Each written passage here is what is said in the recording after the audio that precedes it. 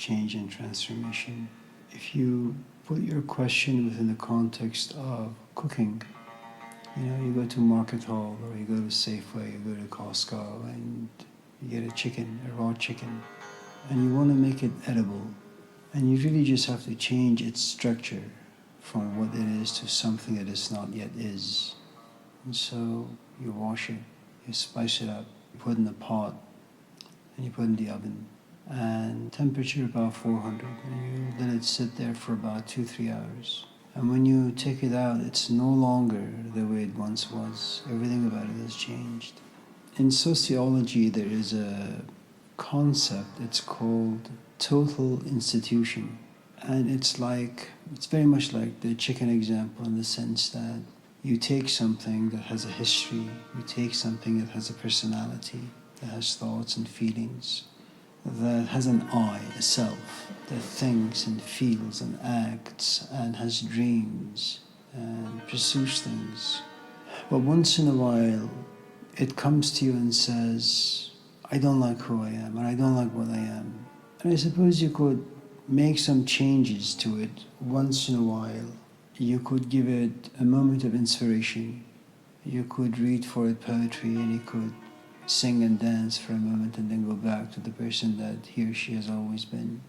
But what you do is, if you want a sort of a transformation that's long-lasting, that's permanent, that's inside out, total institution is you take something and you get rid of all the freedom that it has and all the habits that, even though it wants to be and behave and think and feel the way it has always, you remove that freedom from it. And every time it comes out to repeat the old ways, there is an intense reprimand. It gets punished.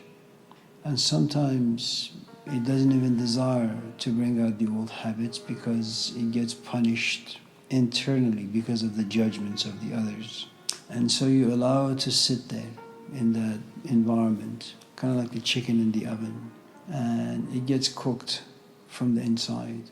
And when it comes out, it's very, very, very, very different. It can no longer go back to the way it once was. The problem with, I think, change and transformation, if you're talking about once in a while, it's not a problem. I think you can just use the words change and transformation interchangeably. If you want something lasting, if you want to change the very foundation of it, it's very, very, very, very different. And it could be devastating, it could be damaging. There is nothing wrong with transforming your life for a day. It's not going to impact your marriage. It's not going to impact the way you are with your kids. It's not going to impact your job. But if you have a life, and a life that's full, to transform it, not a life as you and a family, but you individually outside the family. If that change goes on for more than 2, 3, 4, 5 days, you're going to experience a good amount of friction. You and your husband or your wife and the kids, and the way you are with yourself, and all the guilt that comes about, where you want to go back to the old self and be the same person for your husband and for your kids, and you realize it's just not possible. You know how people who are married and they fall in love with another, and in as much as they want to just walk away from this kind of thing that has reminded them of something, they want to just forget all about it and go back to the old life, and they realize, it's what they call ashaqah in Arabic. It's like this binding weed, this emotion that just wraps itself around you. It wraps around your emotions, wraps around your history, wraps around your mind, and little by little everything withers. And it says, I don't really care about your husband or your wife, I don't care about your life. All I care is, I want to survive. Like all living organisms, this love that is now grown inside you, it's not going to go away very easily.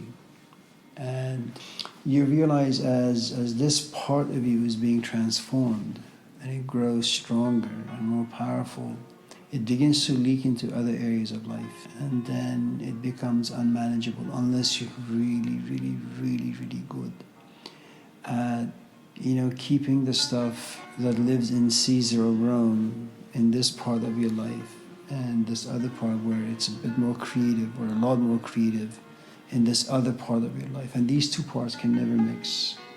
They can never come face to face because they just don't mesh well. I think when you talk about change and transformation, there is something that's important to understand about life. There is a part of us that needs the physical life, and there is this other mysterious part that desires creativity. I mean, for the lack of a better word, it wants the soul to come out, have wings, and just fly. It wants to leave everything behind. It's a very strange kind of place to be as a sort of organism, that we are. That the moment you become passionate, you realize you're just not digestible for society. And the moment where society confirms you, likes you, accepts you, you want to vomit. There is something about you that just grows to dislike what you've become. I think all human beings have this innate desire to change because life really just sucks the life out of them. I mean, you work 9 to 5 and you come home exhausted. You're married and you have children and that exhausts you. And you have to deal with 1,001 different just human, everyday, regular issues. And after a while you say, yuck, I just want to walk away from the whole thing. It's one of the things that you encounter in the Christian desert fathers.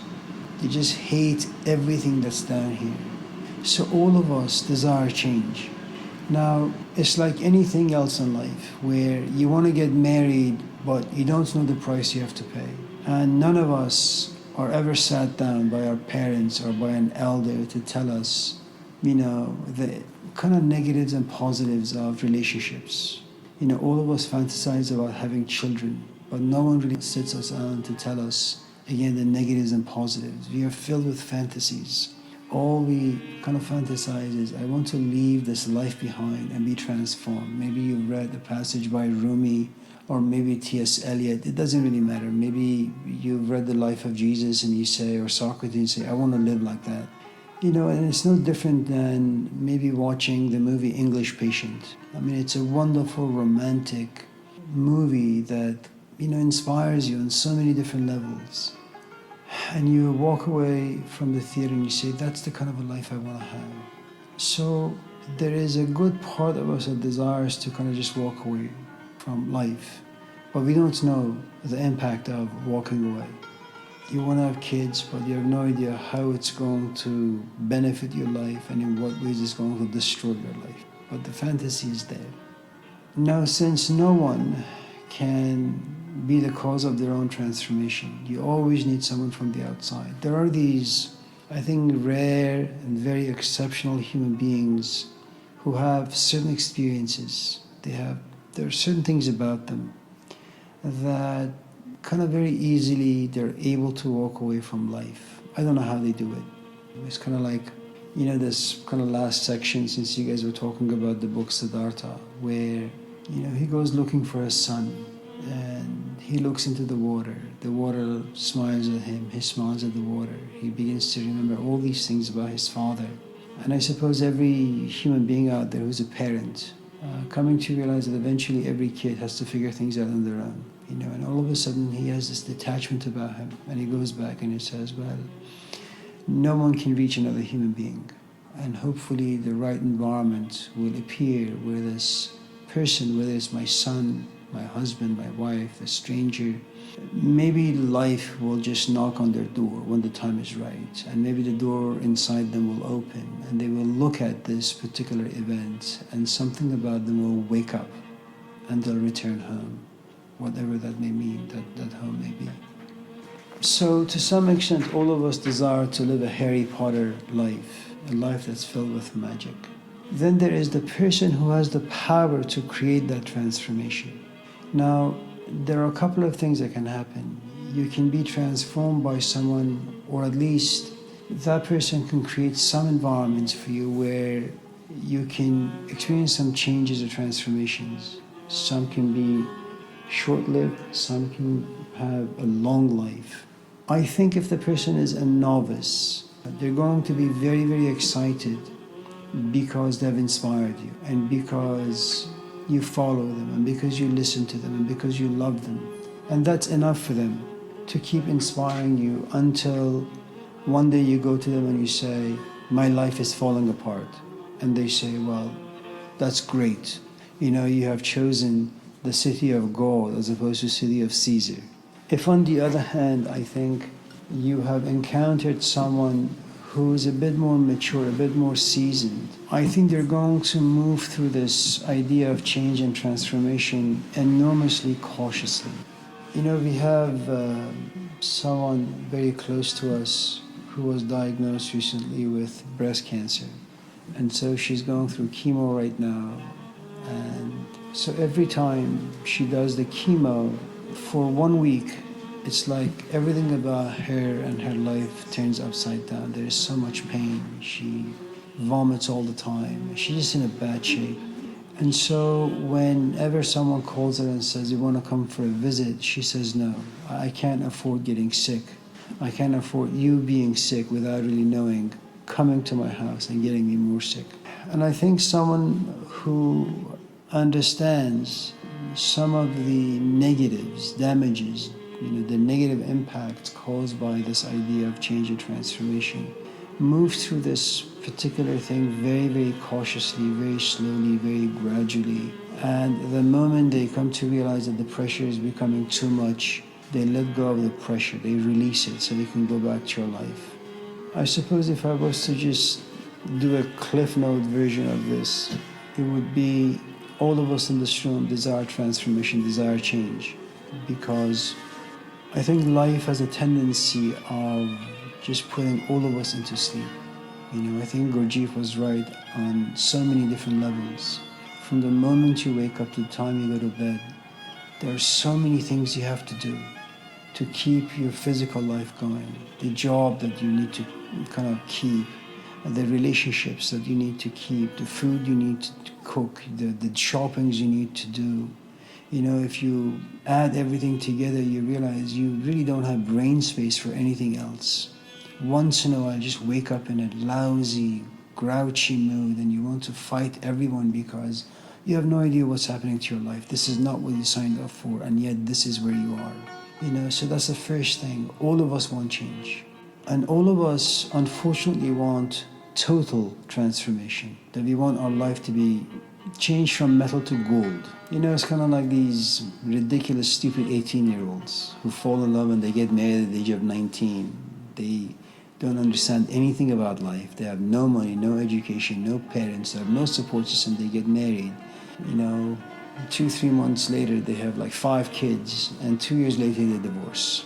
And that life is not fixable from that point on. How the hell do you deal with these 5 kids now who are not going to be used like ping pong balls, 1 week here, 1 week there. So you have just damaged goods on your hand for the rest of your life. With any desire for change comes a constellation of desires, fantasies. You kind of have this idea in your head that I'm going to get a job, I'm going to make some money, I'm going to save that money, I'm going to buy myself a car, a house, a this, a that. And you don't really understand that in this particular culture, this culture does not allow any money to be in your savings account, especially when you're young and stupid. But you have fantasies nevertheless. So anyone who desires change has a lot of fantasies, and most of those fantasies are unexamined. They are raw, they are childish, they are foolish, but we have them nevertheless. Now, there is a part in us, I think, that's full of life, and there is a part in us that is hungry to come to life. Now, the part that's really, really hungry, what usually happens is if Ross has to compete with Marshalls, and if Ross has to compete with Macy's and Nordstrom Racks and all these different stores, the spiritual market is no different. In other words, there are all these different teachers, and they all have these stores, and in their stores they have their own little goods. And they know that there are a lot of hungry people out there. Look at all the books in this house. So there are lots of hungry people out there, especially in our age, in the 21st century, where there are lots of things that's just wrong about life. And people suffer from mental health at a very, very young age, and everybody's life is kind of just rotting from inside. And everybody desires some sort of a magic to walk into their life and change them. And so I think initially what happens is all these so-called teachers out there are telling you that you should live your best life. I mean, one of the most educated so-called gurus of the 21st century is Jordan Peterson. And he has these tiny little clips where he comes out and says, why do you live this kind of a life? Throw this life away. And, kind of like Nike ad, you can do it and all that.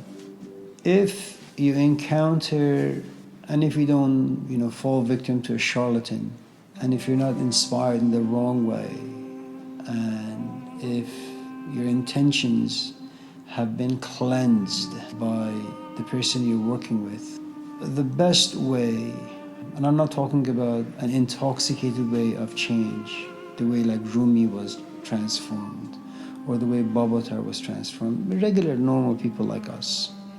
Someone looks at you and sees that you're married and you have children. And they also look at you and they realize, well, you're not 20, you're like 45 or 50. You're getting up there. And they also realize that you have children and these kids are young. You also understand the devastation of friction between parents and its impact on children. And God forbid if they divorce, right? You understand all of those things.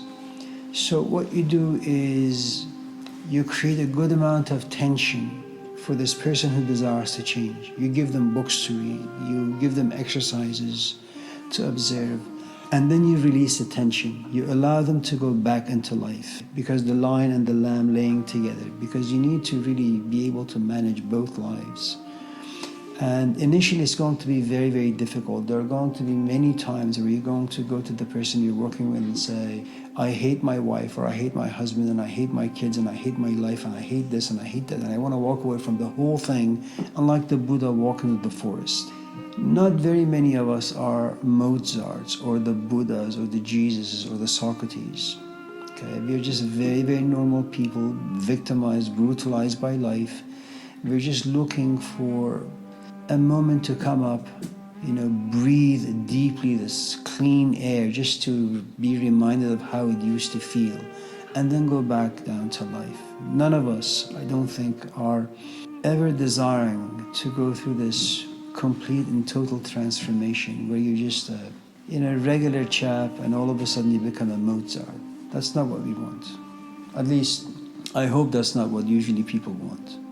And so, I think the best way to move through this is you read the dialogues of Plato, where you grow wings and you fly to the sun, you feel its warmth, and then you look down and there is your husband, your wife, and your kids, and you kind of feel guilty, you feel bad for having left them, and it's a good guilt to have. You don't want to be like the Buddha, completely detached, that's just a ridiculous way of being for us. And so you come down and you go back to your life. Is it true that you're going to be remembering how it was being close to the sun? Yes. How wonderful it was to be solitary? Yes. Do you enjoy coming back down here, working with tables and chairs and people who you don't like and you have nothing in common, and their language, don't mesh well, there is little understanding. It's all responsibilities you want to avoid, but you understand them. You understand the reasons why you have to just continue pushing this wheel. And I don't really know where you can go to find these teachers. I really think in many ways it's just luck. Some people are just unlucky.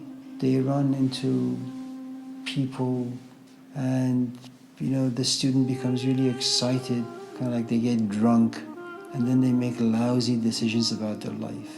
They leave their husbands or wives and their kids and their jobs, and they go after some carrot. And it may work for them, I don't really know. All I know is that life is quite dangerous, it's vicious. If you make, the wrong move, you may struggle for the rest of your life. And it's really not worth it to kind of just move through life foolishly, just because you're drunk with some ridiculous idea that you've read in the New Testament. It's kind of like you have a teacher and he or she sees you being engaged in life and they say, why don't you go and read the Gospel of Matthew and tell me how the disciples felt when they encountered Jesus? And you do.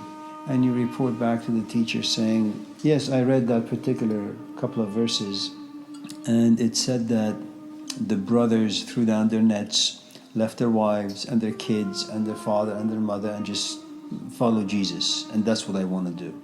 And the truth is, that particular teacher had you read that particular scripture, those verses, to manipulate the way you think and feel, so you could follow him or her, because they just want attention, because they want relevance, they want significance. If on the other hand you're working with someone who's been sick quite often, and they know that in sickness you need help, in old age you need help, that you need to be good to your kids, because eventually they're going to be your cane, they're going to be your crutches, you're going to need them, they're going to help you walk. I mean, someone as insightful and reflective as Krishnamurti on his deathbed, on many, many occasions, he would always say, what the hell did I do wrong in my life to be suffering so much? Because he was always just physically very sick, always. I listen to these Persian podcasts about Rumi and Shams, and I listen to some of these YouTube teachers and some of these books, and they somehow try to shove this really exotic and romanticized story of Rumi and Shams down my throat. Find the teacher, and when you gaze into his eyes or her eyes, something about you will be changed, and that's your Shams, that's your teacher. And then throw away your wife or your husband, throw away your life, throw away your job, fall in love with them, pursue them, do ABCD for them. And I think it's a very sick way to approach this idea of change and transformation. All I know is that the life of an alcoholic is very interesting.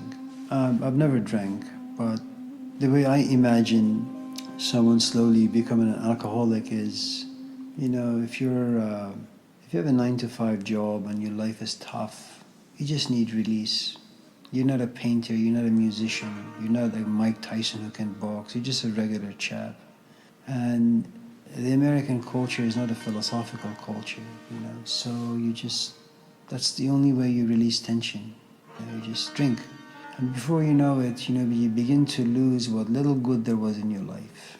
And, you live out your days in a very, very angry way. No one really asks you why you drink. So you become a very lonely alcoholic. As Richard Burton would say, it's always November, it's always raining, it's always dark, you're always like standing in a corner by yourself. And once in a while, there are these glimpses that an alcoholic has that I want to quit, I want to change my life, I'm tired of this. And I think this is what happens whenever any of us desire to change. There is this tipping point where there is so much trash inside you, and it has reached your max, whether that particular hour, that particular day, or just maybe your entire life, the life that you've lived.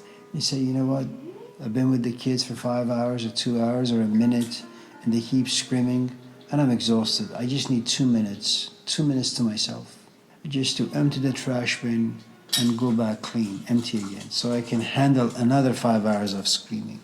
And so whenever you want to change anything, you have no choice but to be confronted with old habits, old ways of just doing things. And so you're going to relapse. You're going to be good for 2 days and you're going to be going back to the old ways for 2-3 weeks. You're going to cry, you're going to repent, you're going to have all this guilt inside you. You're going to bang your head against the wall because you realize you don't have a strong will, that you're weak, you're incompetent, thoughts of suicide may enter. And then you look for a support system. And that support system has to be there around you until the person who's guiding the AA meeting slowly begins to live inside you. You begin to hear his voice or her voice on a daily basis, 20, 30, 40, 50 times a day. You're going to have dreams about this person. I mean, that's your support system. And after going back and forth, wrestling for many, many, many, many months and then years, you can finally say, I've been sober for about 2 months or 3 months or 4 months. But you do very much like what other people do, which is you continue to read books, even though you have your PhD in philosophy. You continue to go to AA Center. You continue to go to the meetings. You want the reminder, you want to make sure you don't forget, because that's what life does to you. Life forces you to forget. And what little change you made, it can be destroyed in a minute. So, good change and transformation takes place very, very gradually and very, very cautiously and mindfully and reflectively. You know, in these old cultures used to work, which was you go to your mom and you say, "Mom, I've fallen in love with Joe." And your mom slaps you and says, "You know, an emotion that came to you so quickly will go away more quickly than you can imagine." And the flip side is, you know, one day you go home and there's a guy sitting on the sofa and you ask your mom, "Well, who's that chap?" And your mom says, "Well, that's the guy you're going to get married to." And you say, "Well, I don't really like the way he looks. I don't like his face. You know, he looks a little old. What's wrong with you? Why can't you find me some guy who's like good looking?" And your mom looks at you and says, "Well, you know, he's really good for your life." And, you know, it's an environment where you don't really have much of a say. So you guys get married. So your sister falls in love, and over time she comes to understand that she made the wrong choice, and she divorces after 5 years. You, on the other hand, who didn't like this kid, we were forced into this relationship, and 5 years later you realize, you know, you're completely in love with this man because he's reflective, he's mature, he's responsible, he's exactly what you needed. So if change happens overnight, it really isn't very good. It really needs to simmer, needs to cook a low temperature for a long, long, long time. And it's kind of like, you know, the doubting aspect of all of this we talked about. You have to doubt. You have to doubt what you're doing. You have to doubt the instructions given to you by another. You have to doubt everything. And it's kind of like the hammer that cleanses your perception, your intuition, your feelings. And the rest of it is just luck. You know, I think Plato may have been right in many ways, that all these books create all these images in this cave, Daughter of Fire. It's a great book, but it's a book that should be read by the right people. I don't know who the right people are. All I know is that all of us are tired of the sort of life that we are living. All of us are tired by the people in our lives, by the forces of life. And this book all of a sudden comes in, and it's kind of like Genesis, God breathes into this dust and all of a sudden something about you comes to life. You read Daughter of Fire, a woman very much like you and I, who's looking for some magic to walk into his or her life. And there is Baisal. And so anyone who has a turban, who has a long beard, who wears a curtain, and who says to you, "Well, I've read the Upanishads," and has a sitar and plays and sings and has a relatively nice voice, you say, "Yes, I think I have found my teacher." And these are the fake artists that we fall victim to, and our lives get destroyed because of them. I was young when I met Hussein, and the sort of changes that Hussein made in me, it didn't come with any physical costs, in the sense that I didn't have a job, I wasn't in a relationship, there was nothing for me to give up. Something really interesting happened. After about 6-7 months of being around Hussein, I remember one of my friends coming to me saying a couple of things about Hussein and about this new group that he had encountered. So what little information he gave me about Hussein placed me in a space of doubt. I went to the meeting, but I looked at Hussein differently, and I felt differently about Hussein. And I said, okay, I'm not going to go to the meetings anymore. So I went to this new place. And man, that place was exotic. They would give us these special outfits to wear. And these outfits, if they found you worthy, they would ask you to stay after the meeting, and you would stay, and they would give you an emblem. And then they would give you like one of those, the ridiculous headscarves. They had this picture of the teacher who was deceased on a cushion. Two guys would always come to the front of the room dressed in white, and they looked like prophets, with the long beards, and they would first sing, and then they would give a sermon, and then they would sing again. and then the lights would turn on. They would be given dates and a glass of tea, and then we would go home. You know, it's like when you have a date and he or she takes you to a place where the candles are lit and the lights are dim and there are like flowers everywhere, and they create a space that doesn't exist in like real everyday life. And so I said, man, this is the place I want to be in. I want this exotic environment. I like the way they sing. When you go to a sing, what does he do? He just talks and talks and talks. And whenever you ask a question, he looks at you and says, "Are you stupid?" And I don't want anyone to embarrass me like that, especially in front of like my friends. This place would respect you, you know. And so I like that. And you know what they did? Almost near the end of every meeting, they would say, "Our teacher has published a brand new book and we accept donations." And we're talking about the 1980s where things were so expensive. Money had so much value. You know, it wasn't like today. And so they look at you and say, "Well, would you like a book?" Well, you can't say no. "Sure, I'd like a book." "Would you like volume 1 or volume 1, 2, 3, and 4? So, well, can I have all 4 volumes? Every book was like $60, $70.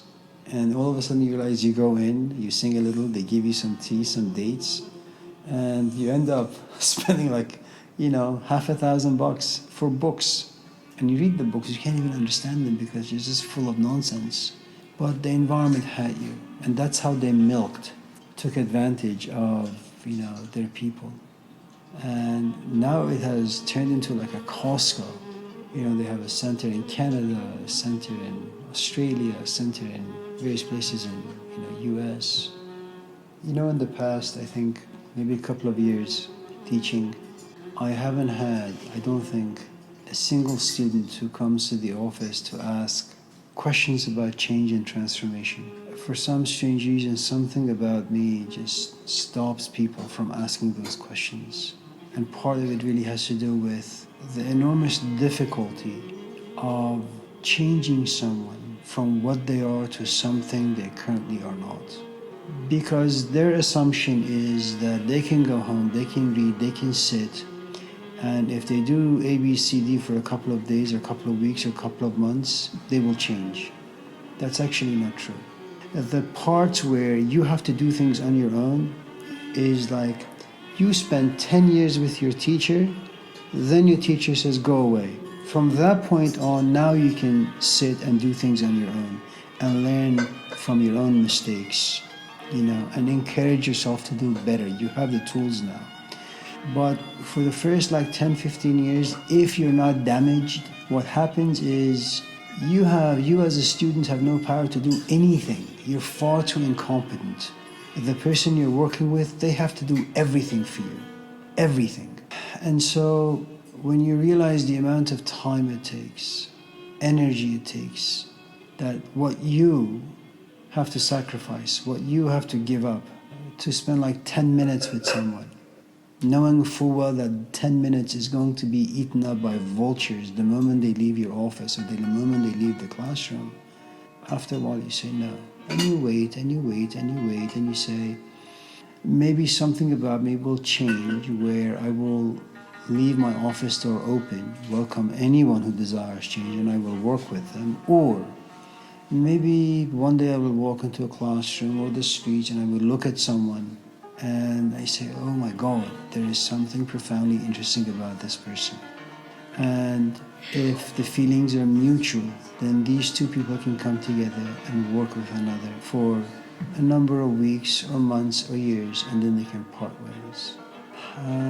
Because, you know, it's kind of like parenthood in many ways. It's like your child coming to you saying, "I think I can cook now," you know, just because they have seen me do a couple of things. And they say, "No, you can't do anything. I need to cook for you." And you realize that you as a mother have to do everything for this kid. And they can change themselves. It's true, they can, after a good amount of discipline and just mimicking. Maybe when they get to be 10, 15, 20, then they can maybe do things on their own. But until then, they have no choice but to be dependent on you.